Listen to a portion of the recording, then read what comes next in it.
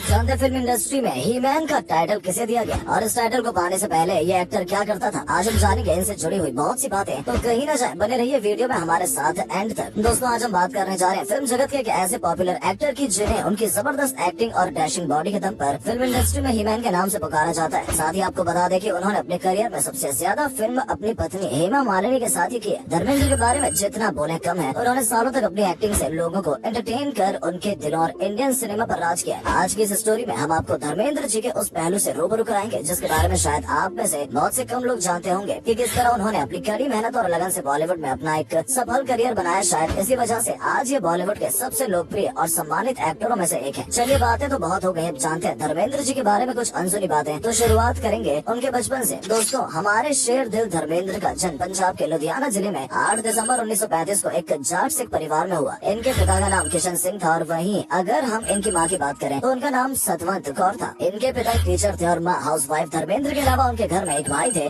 जिनका नाम अजीत देओल था। बचपन की गलियों से बाहर निकलते हुए चलिए जानते हैं कि धर्मेंद्र की स्कूलिंग और पढ़ाई लिखाई कहाँ से पूरी हुई। दोस्तों, धर्मेंद्र की स्टार्टिंग एजुकेशन उनके गाँव में सरकारी माध्यमिक विद्यालय से पूरी हुई, क्योंकि इनके पिता उस स्कूल के प्रिंसिपल थे जहाँ धर्मेंद्र पढ़ते थे। फिर साल 1952 में उन्होंने फगवाड़ा से मैट्रिक यानी कि हाई स्कूल की पढ़ाई पूरी की। और आपको बताते चले कि उस समय पंजाब के स्कूल पंजाब यूनिवर्सिटी यानी चंडीगढ़ के अंदर आते थे। बचपन से धर्मेंद्र बड़े चंचल और नटखट स्वभाव के थे और शैतानी में ज्यादा दिमाग होने की वजह से पढ़ाई में उतना फोकस नहीं करते थे। जब वो छोटे थे तो वो फिल्मों के बड़े दीवाने थे, इसलिए स्कूल जाने के बजाय वो फिल्म देखने चले जाया करते थे। कभी कभी जब उनकी माँ उनकी डांट लगाती तो वो अपनी माँ से कहते कि जब मैं बड़ा हो जाऊंगा तो बहुत बड़ा एक्टर बनूंगा। आपको बता दें, धर्मेंद्र ने 10th के बाद पढ़ाई नहीं की। खैर, पढ़ाई करे या ना करे, करियर तो सेट करना ही पड़ता है। ऐसा ही समय धर्मेंद्र की लाइफ में आया जब उन्होंने अपना करियर बनाने के लिए नौकरी करने की सोची। नौकरी से पहले धर्मेंद्र ये नहीं जानते थे कि किसी भी काम को करने के लिए स्ट्रगल करना पड़ता है। जब धर्मेंद्र ने अपनी लाइफ का स्ट्रगल शुरू किया तब उन्हें एहसास हुआ कि कोई भी काम आसानी से नहीं मिलता। दोस्तों, पाजी ने पढ़ाई छोड़ने के बाद रेलवे में क्लर्क की नौकरी करना शुरू कर दी। उस समय उनकी सैलरी 150 रूपए महीना हुआ करती थी। लेकिन जैसा कि हमने ऊपर बताया आपको कि धर्मेंद्र का एम तो कुछ और ही था।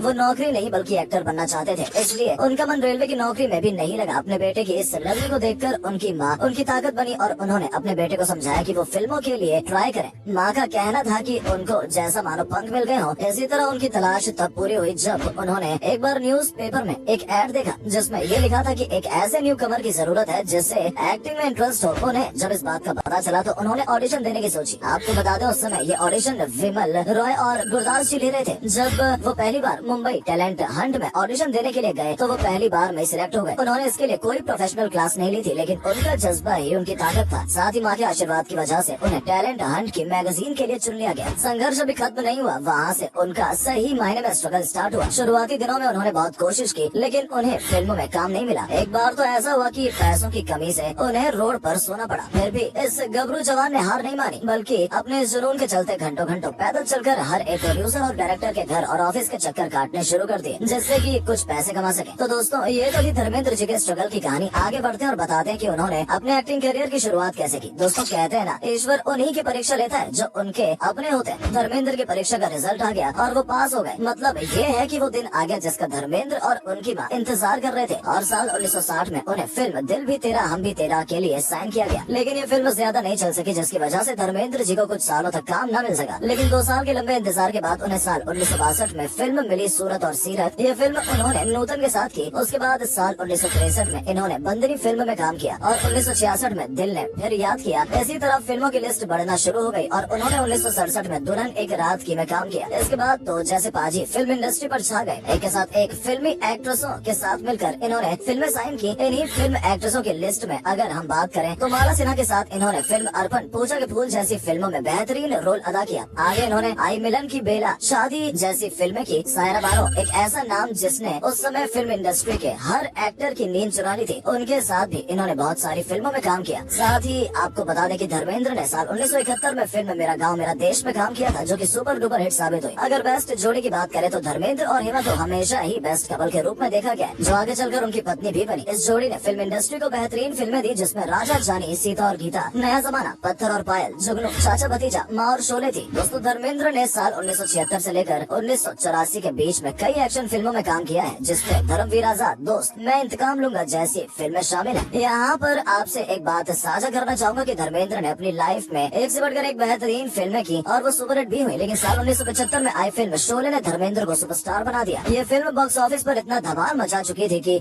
आज भी लोग शोले को उतने ही इंटरेस्ट के साथ देखते हैं जैसे मानो कल ही रिलीज हुई है। ये फिल्म इंडियन सिनेमा में उनकी बेस्ट फिल्म में से एक मानी जाती है। दोस्तों ये तो थी धर्मेंद्र की फिल्मी जर्नी। चलिए अब एक नजर हम उनके प्रोडक्शन हाउस पर भी डाल लेते हैं। फिल्मों में काम करते करते धर्मेंद्र को काफी एक्सपीरियंस हो चुका था। इसी के चलते उन्होंने साल 1983 में अपना एक प्रोडक्शन हाउस खोला जिसका नाम उन्होंने विजेता रखा। आपको बता दें डायरेक्टर धर्मेंद्र ने बेताब फिल्म बनाई और इस फिल्म में उन्होंने अपने बेटे सनी देओल को लॉन्च किया। इसके अलावा उन्होंने काफी फिल्में बनाई हैं और आज उनका प्रोडक्शन हाउस फिल्म इंडस्ट्री का मेन प्रोडक्शन हाउस माना जाता है। प्रोडक्शन हाउस से बाहर निकले तो उन्होंने अपनी लाइफ में पॉलिटिक्स में भी कदम रखा। कहते हैं ना जब इंसान के अंदर हुनर आ जाता है तो उसे हर काम आसान लगता है। उन्होंने साल 2004 में भारतीय जनता पार्टी की तरफ से चुनाव लड़ा और राजस्थान बीकानेर के लोकसभा के सदस्य बने। दोस्तों पॉलिटिक्स, प्रोडक्शन हाउस, स्ट्रगल सबके बारे में जानने के बाद चलिए अब एक नजर उनकी इंटरेस्टिंग और पर्सनल लाइफ पर भी डाल लेते हैं। दोस्तों धर्मेंद्र जी की लाइफ बड़ी ही इंटरेस्टिंग है। आपको बता दें धर्मेंद्र जी ने 2 शादियां की। उनकी पहली शादी साल 1954 में तब हुई जब मात्र 19 साल के थे। उनकी पत्नी का नाम प्रकाश कौर है और उनसे इनके 4 बच्चे हैं जिनमें से सनी देओल, बॉबी देओल, अजीता और विजेता है। फिल्मों में आने के बाद फिल्मों में काम करते करते उनका दिल हेमा मालिनी पर आ गया और वो किसी भी हाल में उनसे शादी करना चाहते थे। वो ये बात भूल चुके थे कि वो पहले से शादीशुदा हैं। बस उनके सर पर एक ही जुनून था कि उन्हें हेमा से शादी करनी है। और दोस्तों अपने प्यार को पाने के लिए उन्होंने काफी कुछ सहा भी, लेकिन अंत में जीत प्यार की ही हुई और उन्होंने हेमा मालिनी से 21 अगस्त 1979 को शादी की। आज हेमा और धर्मेंद्र की 2 बेटियां ईशा देओल और आहाना देओल है। दोस्तों आपको बता दें कि धर्मेंद्र अपने सभी बच्चों से बराबर प्यार करते हैं। उनके लिए हर वो चीज करते हैं जो एक पिता को करनी चाहिए। चलिए अब धर्मेंद्र के बारे में कुछ ऐसी बातें जान लेते हैं जो शायद पब्लिकली लोगों को पसंद नहीं आए। मेरा कहने का मतलब है उनसे जुड़ी हुई कंट्रोवर्सी। दोस्तों जब धर्मेंद्र और हेमा मालिनी की शादी हुई तब उन्होंने अपनी पहली पत्नी यानी प्रकाश कौर जी को तलाक नहीं दिया, जिसकी वजह से उन्हें काफी दिक्कतों का सामना करना पड़ा। दोस्तों चलिए अब जानते हैं धर्मेंद्र जी के अपकमिंग प्रोजेक्ट के बारे में। आपको बता दें साल 2023 नवंबर तक उनकी एक फिल्म 21 आने वाली है और अपने 2 भी आने की पूरी तैयारी में। दर्शक उनकी फिल्मों का इंतजार बेसब्री से कर रहे हैं और आप भी हॉल में जाकर इस फिल्म को जरूर देखिएगा। इसके साथ ही आपको बता दें कि उनके और भी प्रोजेक्ट हैं जो रनिंग में चल रहे हैं। जैसे जैसे वो फ्रंट पर आते जाएंगे हम आपको इन्फॉर्मेशन देते रहेंगे। अब जानते हैं उनके बारे में कुछ ऐसी बातें जिन्हें सुनकर आप भी हैरान रह जाएंगे। दोस्तों दिलीप कुमार की धर्मेंद्र बेहद इज्जत करते थे और अपना बड़ा भाई मानते थे। दोस्तों आपको एक इंटरेस्टिंग बात बताते हैं। जब गोविंदा जी की पत्नी प्रेग्नेंट थी तो उन्होंने अपनी पत्नी को धर्मेंद्र जी की फोटो देते हुए ये कहा कि तुम इसे देखा करो जिससे तुम्हारा बच्चा भी धर्मेंद्र जी की तरह खूबसूरत होगा। और ये बात धर्मेंद्र जी को पता चली तो उनकी आंखों में आंसू आ गए। धर्मेंद्र जी को टाइम्स मैगजीन में दुनिया के 10 खूबसूरत पुरुषों में जगह दी है। आपको बता दें कि उनके बेटे बॉबी देओल ने अपने बेटे का नाम भी अपने पिता के नाम पर धर्म ही रखा है। चलिए दोस्तों जान लेते हैं कि अपनी पूरी जिंदगी में इतनी मेहनत के बाद उन्होंने कितने की नेटवर्थ कलेक्ट की। धर्मेंद्र करोड़ों की संपत्ति के मालिक हैं। आलिशान बंगले, लग्जरी गाड़ियां, फार्म हाउस, उनके पास सब कुछ है। रिपोर्ट्स के अनुसार धर्मेंद्र के पास 500 करोड़